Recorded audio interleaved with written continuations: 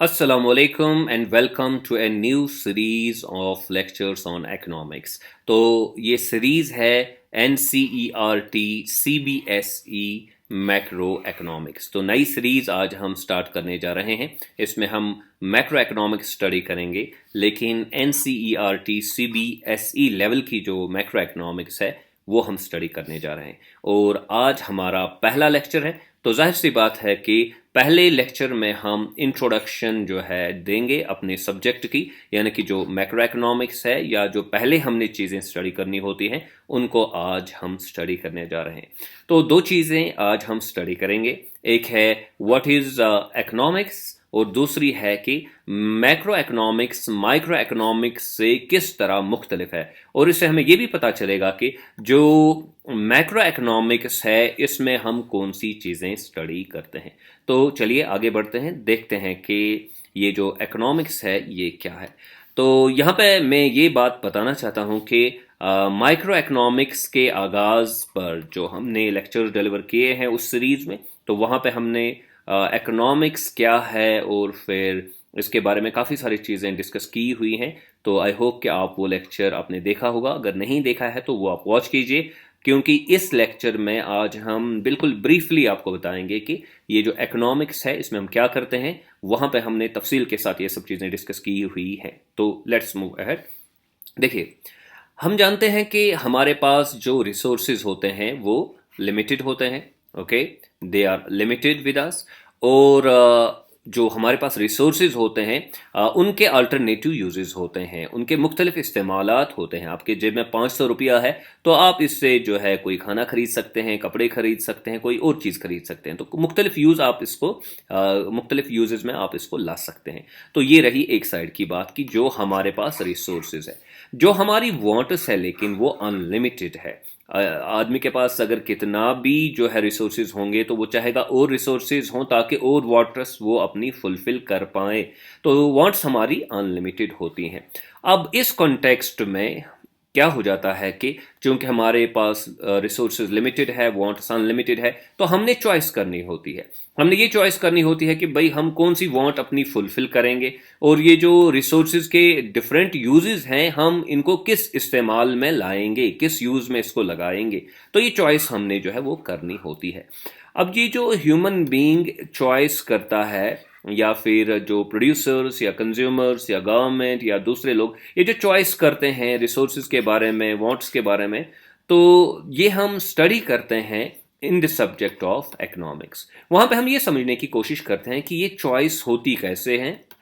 Okay, और इसके पीछे कौन से फैक्टर्स इन्वॉल्व है, ठीक है, कौन से फैक्टर्स इस चॉइस को इन्फ्लुएंस करते हैं, और किस तरह ये चॉइस जो है वो स्टेबल बनती है, जिसको आप इक्विलिब्रियम कहते हैं। इक्विलिब्रियम पे हम कैसे पहुंचते हैं। तो ये सब चीज़ें जो है वो हम कहाँ पे स्टडी करते हैं, ये सब चीज़ें हम इकोनॉमिक्स में स्टडी करते हैं। तो सिंपली हम ये कहेंगे कि इकोनॉमिक्स इज अबाउट कि ह्यूमन बींग्स कैसे चॉइस करते हैं, क्योंकि उनके पास तो वांट्स तो अनलिमिटेड होती हैं लेकिन उनके पास रिसोर्सेज जो है वो लिमिटेड होते हैं। तो उस चॉइस को स्टडी करने का जो सब्जेक्ट है दैट इज इकोनॉमिक्स। ओके, तो यहाँ पर हम इतनी ही इसके बारे में बात करेंगे।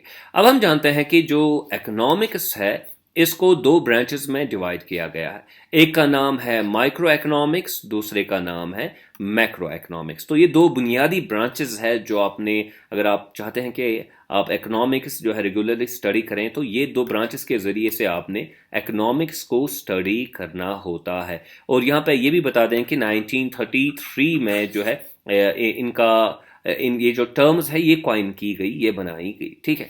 अब ये जो माइक्रो इकोनॉमिक्स है, यहाँ पे देखिए माइक्रो बाकी इकोनॉमिक्स है और फिर मैक्रो और बाकी इकोनॉमिक्स है।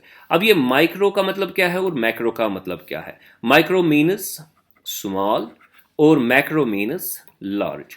यानी कि आप सिंपली कह सकते हैं कि माइक्रो इकोनॉमिक्स में हम इकोनॉमिक्स पढ़ते हैं, स्मॉल लेवल की इकोनॉमिक्स पढ़ते हैं, और मैक्रो इकोनॉमिक्स में हम इकोनॉमिक्स ही स्टडी करते हैं, चॉइस ही स्टडी करते हैं, लेकिन लार्ज लेवल की चॉइस स्टडी करते हैं। अब यहाँ पे ये समझने की ज़रूरत है कि ये मतलब क्या है, स्मॉल और लार्ज, इससे मतलब क्या है। इससे सिंपली मतलब ये है कि जब हम एक यहाँ पे क्लियर हो जाएगा। जब आप एक इंडिविजुअल की जो है चॉइस स्टडी करेंगे, एक फैमिली की चॉइस स्टडी करेंगे, ठीक है, तो एक स्मॉल लेवल पे आप जो है एक बंदे को स्टडी कर रहे हैं, एक फैमिली को स्टडी कर रहे हैं। इसी तरह अगर आप एक प्रोड्यूसर लेंगे, एक प्रोड्यूसर मैं कह रहा हूं, पूरे मुल्क के सारे प्रोड्यूसर्स नहीं, एक प्रोड्यूसर आप ले रहे हैं या एक फर्म आप ले रहे हैं और वहां पे आप ये देख रहे हैं कि भाई ये प्रोडक्ट बनता कैसे है, पूरा प्रोसेस स्टडी करते हैं, इनके प्रॉफिट्स कितने हैं, कॉस्ट्स कितने हैं, रेवेन्यू क्या है, वगैरह वगैरह। तो आप सिर्फ एक फर्म को स्टडी कर रहे हैं, उनकी चॉइस स्टडी कर रहे हैं, तो बस एक फर्म यहां पे इन्वॉल्व हो रही है।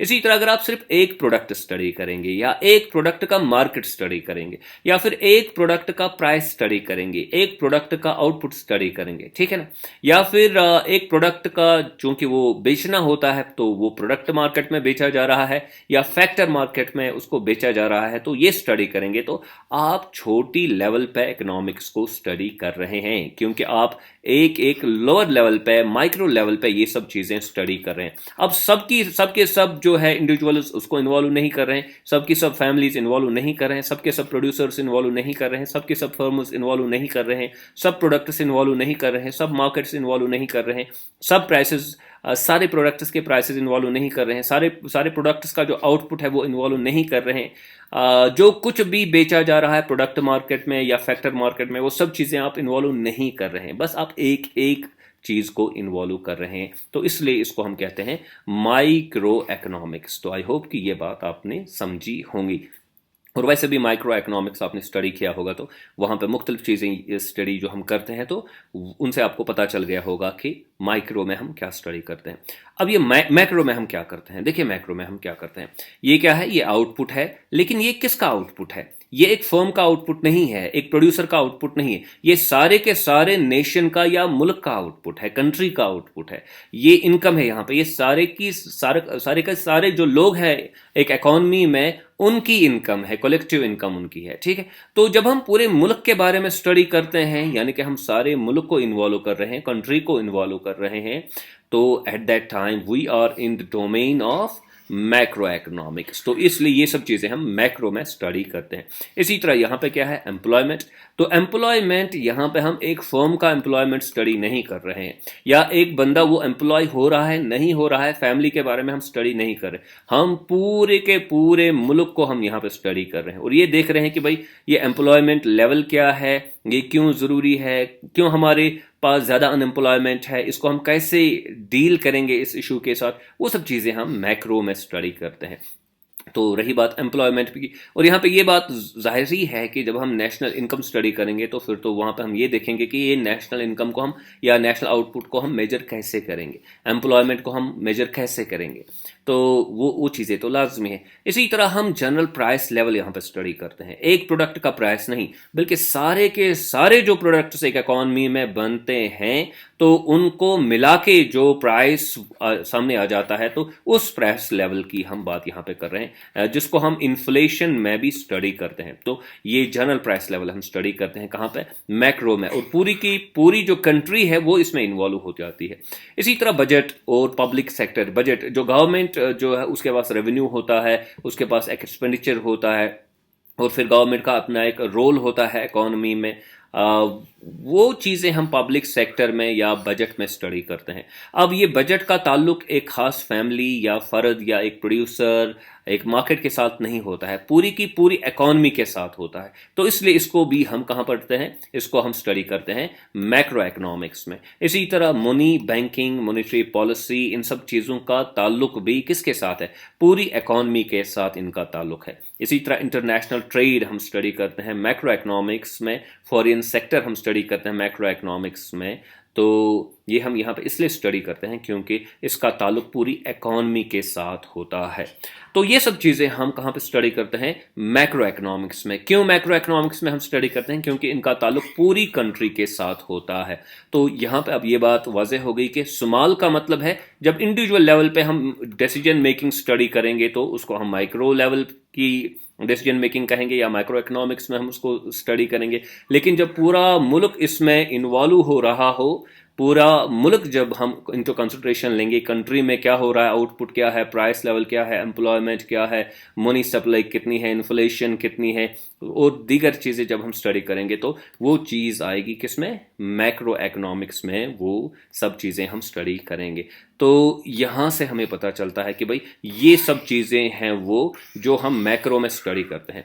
अब यही चीज़ें आपने आगे जाके एक एक करके जो है वो स्टडी करनी होती है। यहाँ पर तो काफ़ी सारी चीज़ें हमें मालूम नहीं होंगी इनके बारे में, तो that is what we are going to study in the coming lectures. तो मुझे उम्मीद है कि आज के लेक्चर में आपने बेसिक जो इशू है कि भाई मैक्रो इकोनॉमिक्स ये है क्या, और ये माइक्रो से किस तरह डिफरेंट है, और मैक्रो में हम कौन कौन सी चीज़ें स्टडी करते हैं, तो आई होप कि आपने वो चीज़ें अच्छे से आज समझी होंगी इस लेक्चर के ज़रिए से। तो do subscribe to my YouTube channel Earnest Economics and wait for the next lecture. Thank you very much.